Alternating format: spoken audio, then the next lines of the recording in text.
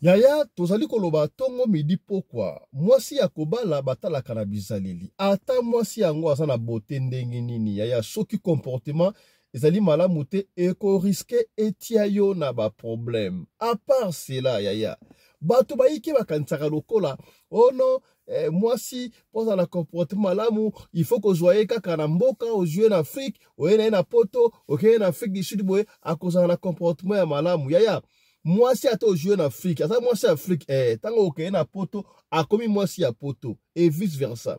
Na esaka bino chaque fois. Ozala kutu na Kinshasa, ozala na Afrique du Sud, ozala na Europe, na Amérique, partout. Il y a des femmes qui sont dignes d'être femmes, papa. Pona mwasi ya malamu esika yo ozali, boko sala vie na bino. Tika ba illusion ya lisolo o epesinga chair de poule. Tango na kobetelo yango yaya, je ne reviens même pas moi-même. Est-ce que makambu ya boye salemaka? Makambu ya boye salemaka. Ya tangu to banaye kokola banaye koloba, ezalaki na bikolo oh non, baswahili, oh zui mwasa muswahili, baswahili bandumba, ba papa ebele bakenda kisangani, bazonga te pona mwasi ya bandumba, bala kipasa kisangani bataka bandumba. Est-ce que ya solo na kilelo oyo? Si est seulement si makambu ya zalaka ya solo. Est-ce que kaka basi ya baswahili nde bazalaka bandumba, basi msute ya likambu ya somo pemba wa ipesinga chair de poule. Mobali akangi mwasi na ye a flagrant délit. Yaya, tangu bakangaka mwasi a flagrant délit, to kangi mobali a flagrant délit, posa nyonso ya feti esilaka. Kasi, mwasi oyo bakangi ye a flagrant délit, na ebite gardinier to sécurité, ya immeuble, mwasi azo permettre kwesa mobali, zelana nungana silisa, to konsola makambo na sima.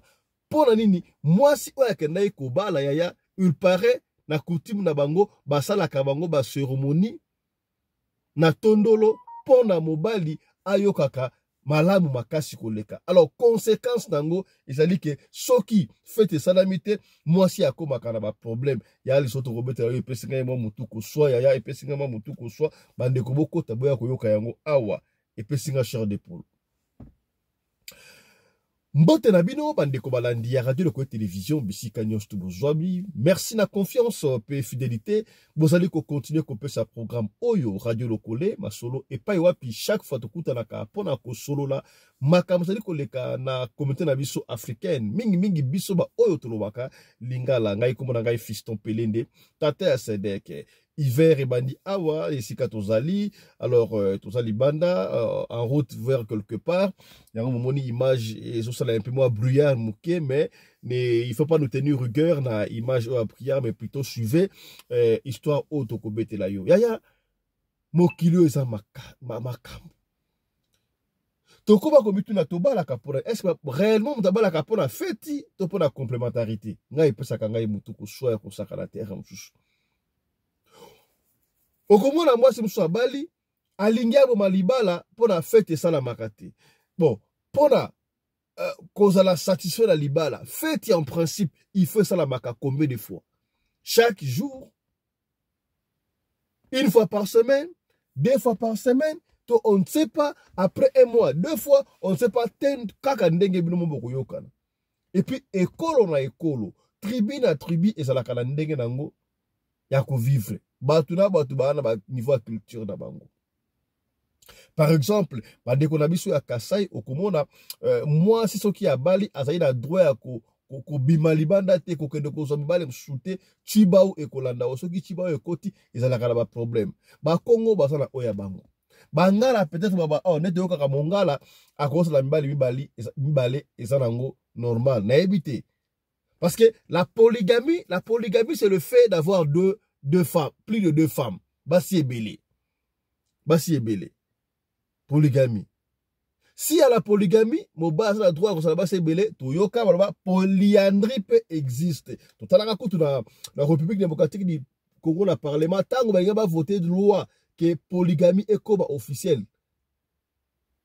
Basi ba telema ki ba mama député ba telema ki normalement ceux qui volingi polygamie comme officielle na Congo, il faut aussi polyandrie et comme officielle na Congo. Papa Fiston polyandrie ali nini? Polyandrie ezali du fait qu'il y a na mibali mata. donc moi si officiellement asala mibali to moto beta masolo pe ndengwa esalama ibele awa wana ezali polyandre. Est-ce que ezali normal? Et pas na biso surtout biso ba noir. Famille oyo lingi kokenda kobala salaka attention ya yoka lisolo oyo. Mobali oyo akuti mwasi na ye en flagrant délit na mobali mususu. Mobali yango azali soki pe jardinier, soki pe sécurité, soki pe sentinelle, mutu oyo asalaka wana pona nini. Mobali oyo azwa ba déception ebele, tellement azwa beaucoup de déception, il s'est dit ça va, ngai peut-être la kende nazwa mwasi na mboka, mwasi oyo ya mboka, soki na ye, esika azalaka, mwasi oyo ako respecter ngai, parce que basi oyo basa na ville, oyo basi ba mona clair, bayebnde basalaka, donc bakamune surtout impolitesse eleki. Il faut que soit mwasi oyo azana deya na misu na ye, nga mona fungola ye misu. Et mobali oyo akei na mboka na village kobala mwasi. Tribu oyo akenda ye kobala mwasi wana, tribu wana basalaka bana bango ba cérémonie avant babala. Ya bakomba sali parce que il y a certaines femmes mona mwasi mususu oke kobala yebwe. Okela feti boye kibo mwasi ezalité. Mobala zoyo kapena kibo mwasi te abaye. Mibali ebele soki akei na mwasi awo kibo mwasi te. Batika kalibala, mobala baliko kende ko bima libanda pona kibo mwasi ezalité. Alors, tribu oyo, basalaka effort. Basalaka effort, soki obali mwana bango ya mwasi. Tangu boke na feti, atika ona bilembo, atika ona defonde balobaka. Yango omona basi msusu mona ya balaka te, tribu basa ebele, la pêche ça balokele ba so basuki balokele soki nani balokele ba cérémonie basala kawana na tondolo na été basala kana soko kena en tout cas otikali na. Alors ba cérémonie wana ezalaka na ba conséquences tango ba pêche au moins si ba ça notre pêche au moins si en tout cas ça li moi si na yo to pêche surtout mais faut ça na ka effort oyebi yango sikabo fête ezali autorisé parce que pêche mbongo na yo salaka effort. Le kola mwasi ako sepelisa ona feti yope o sepelisa kaye. Oyoki no yoki. Ba yesa ki mbali o conséquence. Mobali tango akei boyebi soki mutaye musala soki azui congé na musala. En fait soki abali ba pesa kaye congé na musala. Le kola pe ba pesi ndeko na biso oyo congé oya wuti ko bala. Ba yena ndako no bango boyebi yango basaka mwasta mobali feti na feti après nuit de noces ba nuit de noces ça ma ebele ba feti na feti ya kosakana te. Donc plus de 5 fois feti par jour pendant congé à 2 mois après ça qui mobali. Tangu sikoyo congé esili mobali sayi azonga na musala. Mwasi ba cérémonie basala ki wana. Donc hier ça mesani na journée fête ça la maka 2 fois 3 fois 4 5 chaque jour. Mobile ava kende fête. Oyebi yango ne bandeli. Soki bande ça la kanango habituel fête pamba fête pamba soki mesani et ko bakanango lokola moi normal er moko boko kende wan yandi wan botiki na bino pe komi bo mesani po eza permanent wana. Moi si siko ndengo wana te ya na basi msuba lobaka moi si lo koso leki. Soki moi si lo koso leki ya fête ezalaka très dangereux. Donc tribu wana comme ça rabala ngo balokoso yango mabe ekotaka ya kosakana te. Qu'est-ce qui s'est passé? Tango mobala bali ko kende nzoka tango mobala bali ko kende musala tango mobala ke musala pomba so ke musala zongo akaba 16h 17h. Ye tango atikalaka na lopango munene ye moko donc azalaise akokite ba sentinelle basalaka wana ba jardin basalaka wana. Nzoka moko ye abimaka na ye na jardinier ye abimaka na ye moko na sentinelle pona ko satisfaire libido na ye kaka ye makam oh c'est très compliqué ya mwasi ya libala soki mwasi ya libala bandi kokende libanda ezalaka très dangereux ya ba papa moko tomitalaka ozokende ba coopération na yo simba te ba business na yo simba te. Qu'est-ce qui se passe au juste? Est-ce que mwasi na yo ozali na ndako kuna azoko bimaka libanda te? Parce que ta femme c'est toi. La femme qui incarne la valeur, la dignité même de son mari. Soki abandi ko libanda zali mabe. Et puis awa on va interpeller bande oyo mwasi ya mutu, mwasi oki ke mwasi ya intel, balandaka mwasi ya mutu te. pour mabe koki kokota. Il y a une chose grave ce qui s'est passé. Moi, si à comment qu'on m'a sentinelle, ça peut jardinier comme ça, pour satisfaire les bidons naïe. Et puis tant qu'on a bandé, qu'on quitte facilité, tant que mon bala koya fait il ici parce que y a basala qui est n'engo la culture na bango. Et donc ils ont ma cambois. Vous savez ce qui s'est passé? Par baranini, yibaka na yo yibaka mais un jour, nous on a 9 jours mais un jour on a un tsebo kangayo. Quelque chose s'est passé. Pendant au moins 6 mois, hein, 6 mois, quelque chose s'est passé dans Moussala Mobali. Mobali avait décidé bon, de rentrer. Aya ko récupérer le comment. Tango aye ko zonga, il y a histoire vraie. Hein? Histoire vraie. Tango aye ko zonga, à côté nandaku, à côté moi si naye en flagrant délit na lit conjugal, na sentinelle, ce qui peut sentinelle, ce qui peut jardinier. Et comme aussi. Alors, moi, si on a coutume na bango, degré basala ka cérémonie na tondolo wana, soki mobali oza en action, okoki ko bimate atandenge nini. Et puis kende kwa na kota ba kuta moi c'est en action na jardinier.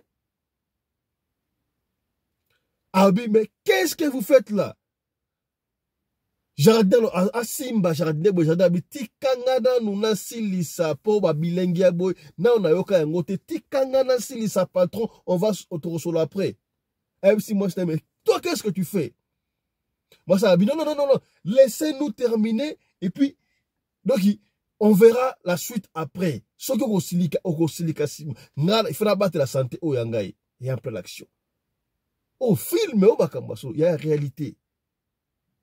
Et puis moi si yango tangu bakendaka feti oye boss o bataka excitant tu wana tanga soko excité donc elle te donne envie de continuer tellement elle poussait des cris oyo et so excité mobali siko atikali yole là olie wakanda oye bisoki ça donc na soko bakangi na moi si ya mutu atoza mutu makasi porokonde ko sa sujute porokondo sa sujute olembi mobali olie porokondo etika kosala eloko moko te mobali tellement mwasi na ye elle faisait des cris de joie dans ce tour porokondo et bandi kokoma porokondo est-ce comme phénomène qu'est-ce que c'est quel phénomène ça porokondo et bandi kokoma porokondo vous savez qu'est-ce qu'il a fait mobali au lieu silika à sa soneni mobali à se permettre pendant que moi c'est au sana ba kuna na jardinier ye ake kozwa vaseline pour na ami se pélisapé parce que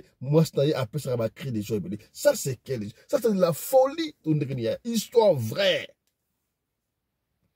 tant on tende nga lia histoire na bi oh qu'est-ce qui se passe Nathalie yango bala no tika to emprunter histoire oyo to betali solo histoire auto yango et pas ya mamachi bonjour ou bonsoir ça dépend là où tu vas nous suivre abeti l'histoire au mamachi eh Mugezal Bakambo, Rabino tika to partager l'histoire. Oh, il y a certaines femmes, moi si oh, à qui la faute? Elle a été maudite par sa famille. Est-ce que balekisa qui dose ya libido, dose ya cérémonie parce que na tondolo et comme ça moi si le consodo qui 7 fois par jour yeso qui a qui n'a fait témoin était ton pas et puis mon bas on t'avait prévenu qu'est-ce que t'avais poussé ya kolanda moi si voilà est-ce que qui vous dit que moi si on rejoue dans village moi si on rejoue dans Afrique on est dans poto on est dans Afrique sud on est dans puis qui aroto sayo non moi si on a bien éduqué sexuellement mentalement physiquement à cause de la kaka bien éduqué et personne mutu koso na lingi to na histoire ensemble oyo mamachi abeti nga epesi nga mutu koso to na ensemble avant to yamba invité na biso landa. Voilà une femme mariée que son mari est venu surprendre dans le lit conjugal avec un autre monsieur. Il faut savoir que cette femme mariée-là, on est parti l'épouser au village. Et la famille de cette femme-là est une famille qui pratique beaucoup. Ils ont préparé une potion à base de limace. Est-ce que vous étiez au courant qu'il existait des potions à base de limace? Moi, je n'étais pas au courant de ça. C'est maintenant là que j'apprends ça. Je viens aussi vous dire ça. une potion à base de limaces. Il paraît que la potion en question, c'est pour que la femme ait toujours envie de faire les bibones, afin que son mari soit toujours satisfait. Sauf que la potion en question a aussi des effets secondaires. Ça veut dire que si le monsieur n'est pas là, d'accord, et que la femme a envie de faire les bibones, des fois, elle ne sera pas capable de maîtriser son envie. Quand elle veut faire les bibones, elle doit faire les bibones. Est-ce que vous étiez au courant de ça? Et il paraît que quand tu fais les bibones à une femme à qui on a mis la limace en bas là-bas, le goût que tu ressens là, tu ne vas jamais ressentir ça chez aucune autre femme qu'une femme à qui on a mis la limace. Vous étiez au courant de ça? Il paraît que les femmes à qui on met les limaces là, quand elles demandent quelque chose, tu vas donner. Quand elle dit quelque chose, tu vas écouter. Peu importe ce que les autres vont te dire. Ce qu'elle dit, c'est ce qui est ça. Aïe! Moi, je n'étais pas au courant de ça, oh, mon cher. Donc, ce monsieur-là est parti épouser sa femme au village, dans une famille qui fétiche. Il ramène la femme en ville. À chaque fois que le monsieur est à la maison, sa femme et lui font les bibones, peut-être 5, 6, 7 fois par jour. Elle ne se fatigue pas, elle aime ça. Et le monsieur aussi, il aime ça. On l'avait prévenu, hein, que les femmes, quand on a mis ce genre de choses-là, il faut avoir le cardio. Il a dit que c'est ça là que je veux. Parce que les autres femmes là, au début c'est bon, hein, mais après elles commencent à trouver des prétextes, un genre. Du coup, une femme qui est gourmande, moi c'est ce que je veux. Mais chérie, tous les jours, il faisait les bibones à sa femme dans la maison, jusqu'à il dérangeait les voisins. Parce que la femme là, quand elle fait les bibones, c'est cri. C'est cri. Wow, wow, wow, wow. Le genre de cri là, les voisins vont chercher les gels douces, les pecs citron, les savons, l'huile, la vaseline, pour se faire plaisir. Les voisins qui sont célibataires et les voisins qui sont mariés sont obligés de faire les bibones à leur femme. Tellement les cris de cette femme donnent envie aux hommes de faire les bibones. Vous avez déjà vécu ce genre de scène?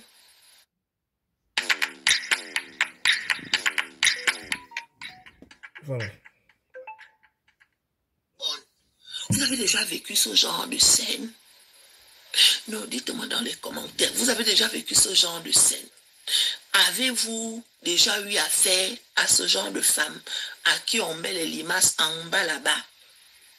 Mon cher, tous les voisins, à chaque fois que cette femme-là crie, waouh, waouh, waouh, mon cher, tous les voisins vont chercher les produits.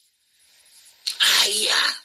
Et quand le monsieur partait au travail, la femme, elle avait envie. Du coup, elle s'est trouvée un amant. Elle faisait venir son amant dès que son mari partait au travail. L'amant venait lui faire les bibones dans le domicile conjugal, dans le lit conjugal. Tous les jours, c'était comme ça. Une femme très gourmande, une femme très insatiable.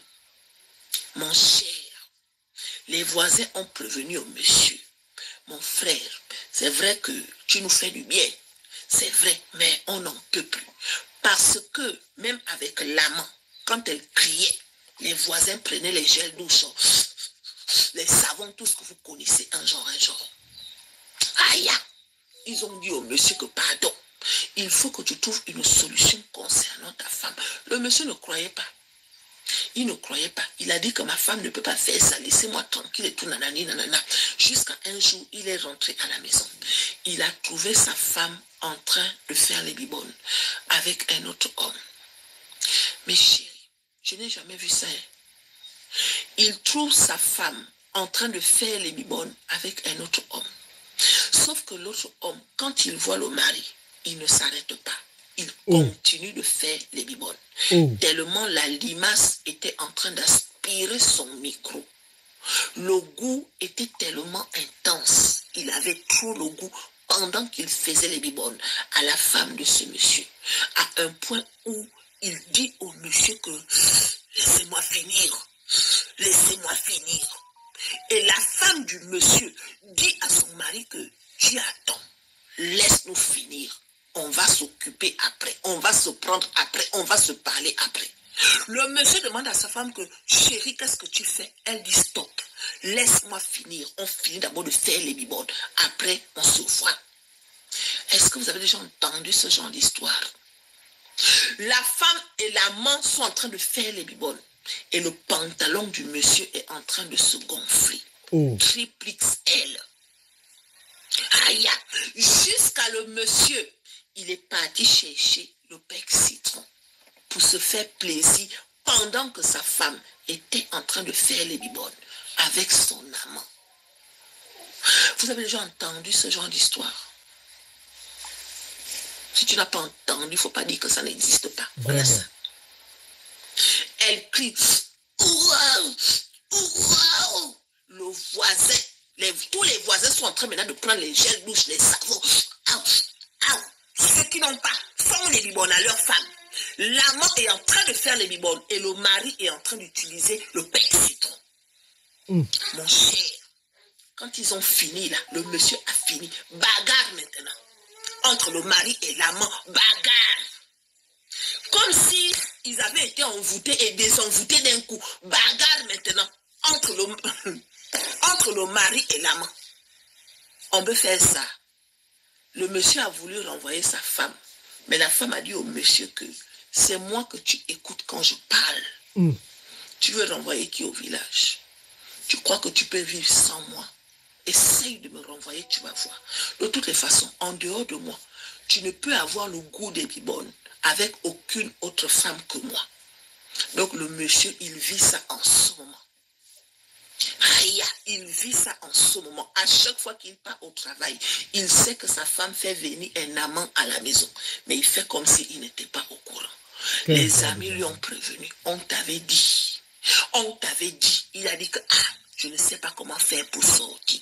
Donc si parmi vous, il y a des gens qui ont des astuces, un genre, qui peuvent faire sortir un homme envoûté dans une situation où sa femme a la limace en bas là-bas. Le genre de limace qui fait que quand tu lui fais les bibones, on t'aspire un genre de goût qui te fait perdre connaissance. Le genre de goût qu'aucun autre homme n'a ressenti, sauf ceux qui ont déjà fait les bibones avec les femmes à qui on a mis les limaces. Aïe. Vraiment. Est-ce que bisolo oyo epesi mutu ko sote lokola nga epesi nga mutu ko so batu oyo bawelaka kokende kozwa basi non des fois tu faut yango mona mobali mususu mwasi na ye degré mvukaka ye mwasi a manipulaka ye, il connaît les secrets, qu'est-ce qui se passe entre l'homme et sa femme. Nga epesi nga mutu ko so lisolo oyo il y a des tribus oyo ba travaillaka tondolo basali ba cérémonie na tondolo poso ki papa kekuna akanga munoko. Toi tu surprends ta femme en flagrant délit ozo kolongola bangote et puis tu prends les savons et tu pars te faire plaisir, te réjouir. Nga le soleil peut singa mutu ko so comprendre ngote na benga honorable commandant Anderson mon ami personnel aya kokata kambu oto solo na eponga na oki yango somo ko sakante mbali boso ka le soleil ya boy. Honorable, bonjour. Bonjour, honorable président Fiston Pelende de Tata Sadek, le patron de la presse congolaise en Afrique du Sud. Mbote na mama Rina Pelende, mama Oyo Akabaka, koleka mama Denise Nyakiro, pe koleka mama Olive Lembe. Mbote na baiban suba Rolanda Biso. Ton a dit solo on ensemble na yonga la kokite pesinga chair de poule. Donc ezala ba tribu oyo ba travaillaka ba tondolo ya bana bango pour ba satisfaire mobali. Sur tous les plans, ceux qui ont la carte ya tondolo, okoki kobimate. Donc, degré va travailler libido à moi, na bango ya moi si, na habité moi je n'arrivais pas. Je n'arrivais pas. Mobile est au kanga moi si na ye, en pleine action. Moi ça boko tika. Mobile va kanga moi ça mutaboko tika, biselanga na sili sananu. Mobile euro aluka comme ça là, il est allé se faire satisfaire na savon, ce qui peut la vaseline. Pour ba cri des joie à moi snaye et exciter ma casse. Lisolo mona onde nga pesinga mutu ko so. Lecture na ona lisolo mona onde ngini vraiment. Voilà. Bon, merci beaucoup honorable président. Déjà au départ, na bomoto na biso na nzoto na biso bana mibali na bana basi. mutu na mutu azaka na badekire na ye ya basentiment na nzoto ezali na bato oyo baza na basentiment ebele eza mpe na bato oyo baza na basentiment moke epesaka déséquilibre na couple soki mobali ayamuta basentiment eke mwasi amuta basentiment te ndenge moko mpe soki mwasi amuta basentiment mobali amuta basentiment te déséquilibre eyaka toujours na couple wana mais oyo ya ndeko na biso mobali ebakisami na kibololo na kati mwasi na yo kozala buta basentiment nzoto ebele peut-être bamindele nde na mwana basalaka biloko wana afuti azwi moto aye na ye asala rapport sexuel na mwasi na ye avandi aza kotala aza kosepela nango lebindele oui mais biso bayindo mpenza boye ce n'est pas facile et puis ezokamwisanga quel genre d'homme azali okuti mwasi nono en flagrance otiki ye oki omibeta 5 doigts yo moko na toilette nayebi te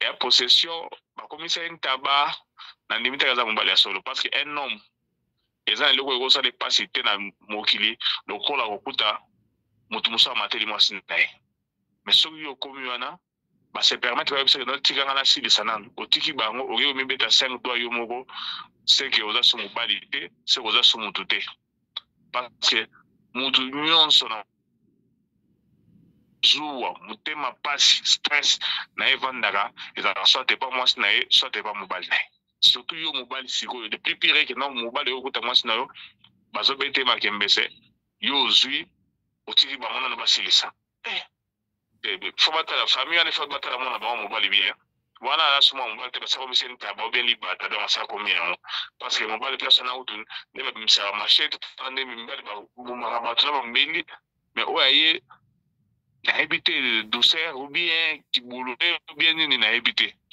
wana c'est du jamais vu et surtout mpona biso banoir est-ce que eza na batribu oyo batravayaka nzoto ya bana bango ya basi mpona basatisfaire mobali na bango eza possible esalamaka oui esalamaka esali toyokaka no na bikolo mosusu oyo lokola na kasai oyo babendaka ba clitoris ya bana na bango ebima libanda mpo ebanda kobakisa basentiment oui mais contrairement na yango tomonaka na Afrique de l'Ouest kuna bakataka bana na bango basi baclitoris donc eza baka compliqué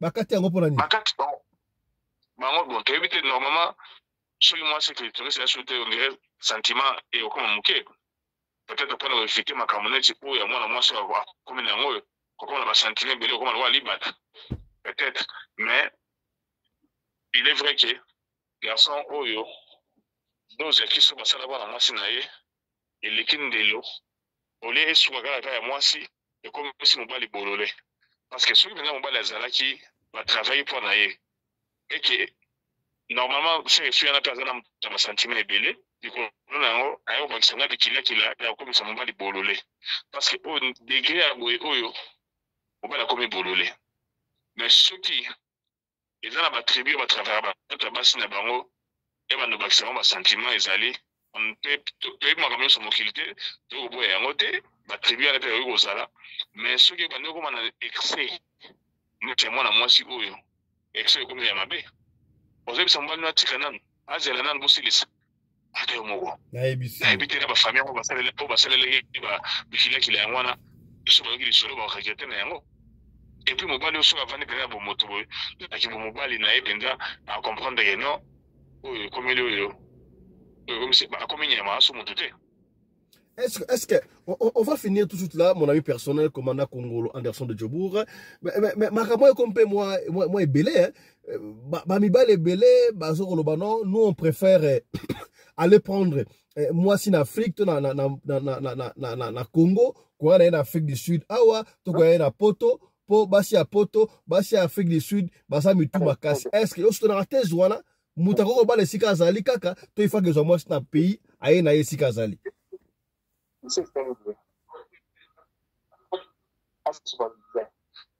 sorry olobi mibali ebele bakomi kokende kozwa kobala bango basi na Afrique c'est-à-dire qu'ake na Congo abali mwasi soit aye na Afrique du Sud to ake abali mwasi ameme na Poto soit disant basi ya Afrique du Sud basi ozaka na poto baza mitu makasi. Croyez-vous que basi ya kin bazaka mitu makasi te koleka basi oyo bana Afrique so bana poto? Erreur grave. Erreur grave. Moi c'est kin wana après une année encore un peu moins sa poto. Après 2 ans encore un peu moins sa poto. Il faut seulement faire les bons choix. Au moins ndenge zalaka wana so ningo bala mwasi bo bana na étape ya fiançailles. Na fiançailles wana jour ezali bobe bana on comprendre face benai. Mais ceux qui aux yeux moi si bobali on ne kutaka na biloko wana mais ceux qui traverser étape ya fiançailles boye bani nano on comprend que non si c'est la femme qu'il faut pour toi ou ce n'est pas elle. Na poto neza na bana babote biko na ba bien éduqué. Ceux qui jeunes garçons au monde bango te faut le kabango. Otika ba odo. Ceux qui ont des mokolo na poto pesa na base mikolo oyo bazana mibali te soit va divorcer soit va veuve soit même ceux qui a collé kuna na poto mais azana mobali te il faut le kabango kuna. Moi c'est au en Afrique oya pa na bolingo te oya pa na poto. C'est autant yo zo obali en Afrique. Mobali ya zaki na yona na période yo ya bosodola ile po yo balai. Okanisi ka boyani baboyani te wana oyo vivre de comme oyo ndeko ya Benino a vivre na fille ya so ya Gabonais so ya Camerounais. Tant on a poto a sonné mbali na kala ya ko bazalo sur la déjà avant.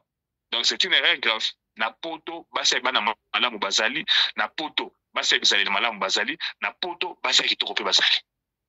Place ozali luka mwasi ekolo na yo so oza congolais ologi congolais congolaise so oza zaïroise ologi zaïroise so oza camerounaise ologi camerounaise au monde qui est bien que on va le poto yebo en Afrique yo bala de yebage moi si on a en Afrique on a azaro zela kaka yote azali na mibali ne mususu tango akoma kuna olingo so da bengisa mobali wana so da des conseils ba mibali wasa makambo wana. Voilà, on ne va pas vous prendre beaucoup de temps, commandant Anderson. Conclusion, conseil nayo na l'histoire de l'Ozani, on va finir par là. Voilà, conseil na l'histoire de l'Ozaboué. Ba bikolo oyo ba travailler bana basi ba tondolo na bango ba travailler yango c'est bien mais boye ba kapeke ezali na batu ko ba botama na excès de libido na nzoto et pas na mibali et après na bana basi ko ba botama na excès de sentiments. Surtout, au moment où on va mettre sur la balle. Pourquoi? L'instant constant, on dirait, tu as pembe, na basi na mibali, balinganzoto. Nous avons déjà la bonne montagne linganzoto ming. Bino moye bozu ba bakisa sur le kila, ya ba bio ndengwana. Bon ça la bombe. Kala sur ba conséquences na ngo yo et que et suivi et pas moi sur travail nzoto te et comme si na mobali bolole. Bandeko mibali la muka atolinga mwasi, ne so kuti mwasi na komena ba be ndengwana tikaye. Merci beaucoup, honorable président. Merci beaucoup, commandant Kongolo Anderson de Djobour, mon ami personnel. Voilà l'histoire. Moi, je finis cette émission avec tristesse. Tristesse, on s'est raté parce que degré Oyo. Si tu n'as pas encore vu les camps colobatiques, ça n'existait pas. L'histoire vraie, histoire vraie sur les vidéos qu'on dit maté. Film, fiction, histoire vraie. Écoutez-moi, moi, ça a besoin de ça. Et puis, c'est un moto comme ça. Tout à l'heure, là, à 16h, pour la 3e session de la. Allez, portez-vous bien. Santé de faire à tous. Chap, chap! Et chara!